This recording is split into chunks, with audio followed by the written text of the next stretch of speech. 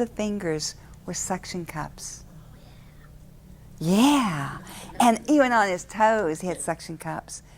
And it wasn't until years later when I'm at a conference and somebody asked me a question, you know, the first being that you had appear to you, and you saw the suction cups on the fingers and toes, what were they for? And I was ready to say, well, I don't know. Maybe he unclogged toilets. I don't know. I don't know. That's what I was going to say, right? Instead, this is what happened. My guides are speaking through me, and they said, well, that's because he came from a crystalline planet. How can they get up and down the crystalline mountains and so forth without the suction cups? Wow, that makes sense to me. You know? So I began, after that point, experiencing many, many different groups of beings. And they were all wonderful beings and all full of love. But I was in for what I thought was a wonderful teaching, where I would learn all these different things about who I was, where I came from, why am I here on the planet,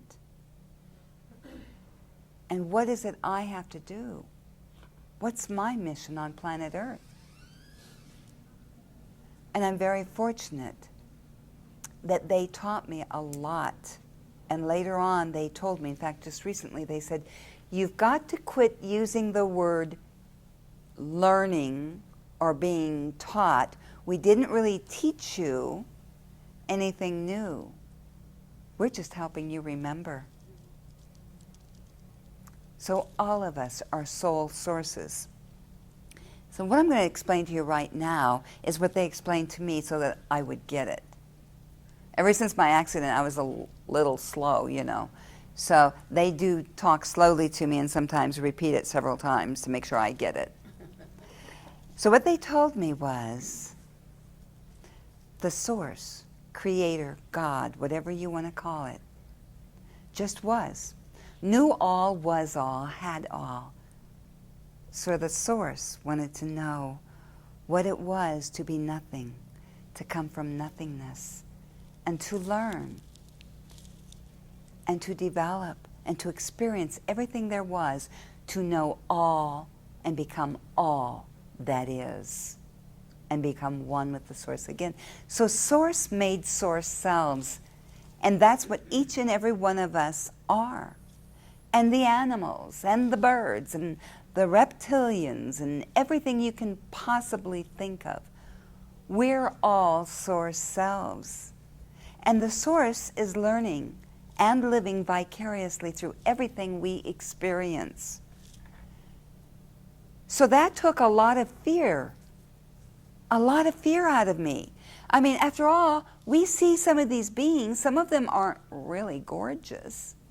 Some of them can be very odd looking, and some of them can actually look menacing, and who knows what they're capable of doing to us, right? But once we realize they're no different than us, we are not our bodies or our containers, we are our souls, and they are their souls. They are at a stage in their life of learning and ascending, just as we are. But before we become humans, because humanity is the hardest lesson of all. Being human is the hardest thing we'll ever do. I mean, look what humans do. And I'm not saying all of us, but humanity has been known out in space as being very greedy beings, selfish, very judgmental, warriors. We have rapists that are humans, murderers that murder their own kind. We've got all this. So why? Why do we have so many different types of lessons to learn? And that's exactly what it is. Well, just recently, my guides wanted me to learn something new. And so they said that in order for us to ascend from humanity, and become masters. And we've got to understand, a master does not mean that when we hear about Master Ashtar, Sananda, Archangel Michael, and all those other masters, Master Mary, and all that. When we hear about them, it does not mean that they're better than us, and it certainly doesn't mean that because they're masters that they're going to rule us and tell us what we can and can't do. All it means is it's no different than going to school. It's the degree of lessons we've had that make us masters. So humanity is going through the stage right now of an awakening. This is our last of this lifetime on Earth, unless we choose to come back, and all of us are going through an ascension process. So we're going to become masters once we finish our ascension. But what does that really mean to us once we become masters? We do a lot of what these other beings do. We can be of service to people throughout the universe, to beings throughout the universe, by being guides as a master. We can be guides. We can actually go and be born again as a human if we want. These are our choices. And come back and help the new star seeds or the new souls that are on Earth for their period of time, for all their lessons. The beings also taught me one of the other things had to do with judgment. They said, "We do not judge you. Even the source judges you not. But you are brought up as humans to believe that you're being judged for everything you do, everything you say." And why? Because it's a matter of control. The truth is, we've come here in every single lifetime, regardless of what we choose to do. It's always for our lessons, and we come in soul families. So I have my daughter that's here with me, Danielle, and she's my soul daughter. We've had many lifetimes together. But as we come in as soul groups, someone has to choose to be the bad guy. There are no lessons learned if we're all good. Someone has to choose to be the good guy, and we have to learn various lessons, not only how to drive a car, or how to cook, which can be difficult for some, and so forth. But I mean, we've got all kinds of lessons, so we choose in every lifetime what lessons we're going to learn, and the beings or our soul group chooses what they're going to assist us with. So what does this mean? This means for every time we've held things inside of us, anger, resentment, hatred, anything we've held against somebody for something they've done to us, we have to release it. We have to release it and see the lesson in it and learn to love them unconditionally. I was reminded by my guides, and they used to always talk to me in my head. When I first started hearing the voices was when I was quite young, and then it stopped for a while, and then it started up when I started making the sculptures as the voices told me how to make them. But then, after a while, the voices stopped. And I was kind of sad. And so I asked them one time, I said, you guys have always been around to tell me what to do, what to say, how to think, or whatever. But this is basically when they would tell me what to do, would be when it had something to do with a lesson, say. And this time they weren't there, so I'd ask them, I said, where are you guys? Why aren't you telling me? And they said, we have helped you enough to awaken. We know that you're on the right track now. The rest is up to you. You don't need us telling you what to do or how to think or what to say. You know in your heart. So the key to our ascension has to do with going in the heart.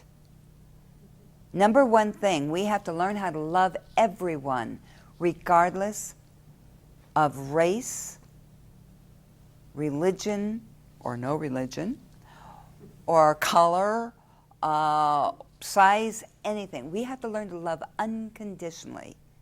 And we also have to learn how to work with the light of the source at the same time.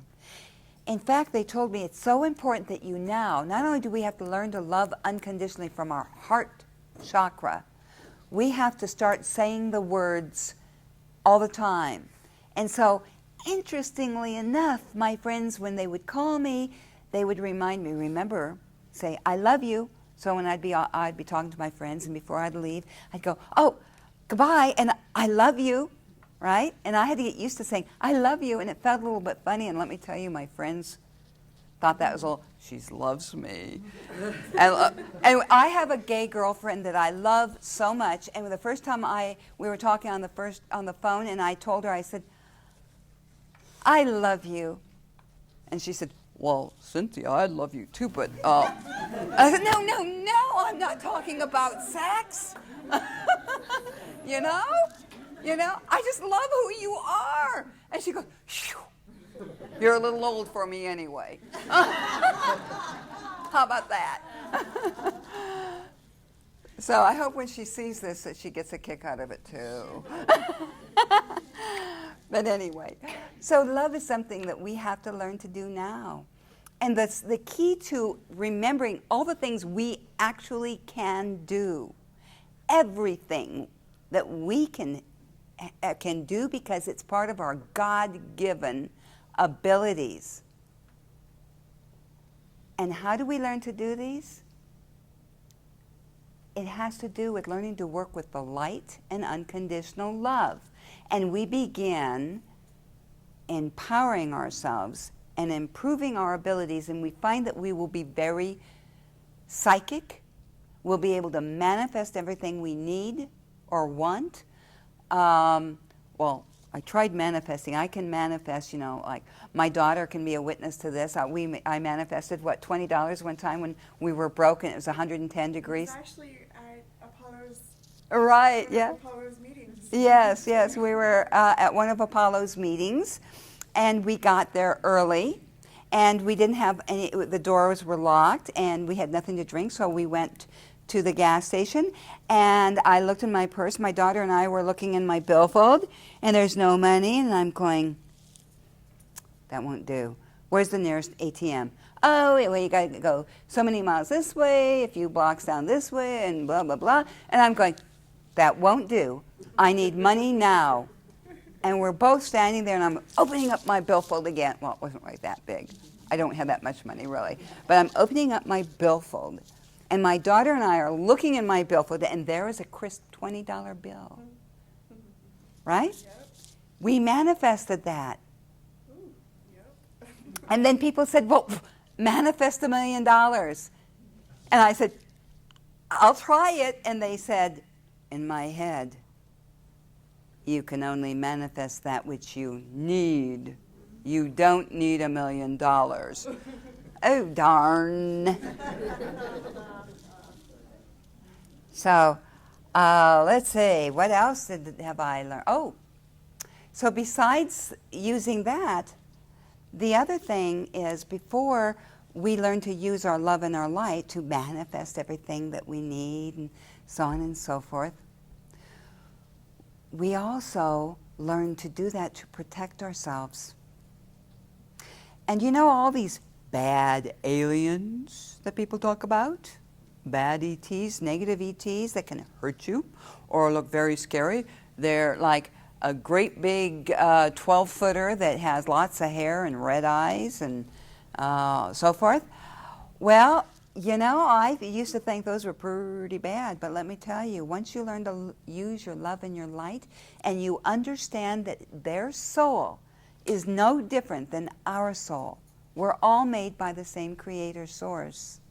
And when we learn to use our love and our light, those beings cannot harm us. Recently, I had some dark beings come to visit me. And one of them, which I don't really want to say is dark, but it was a very tall reptilian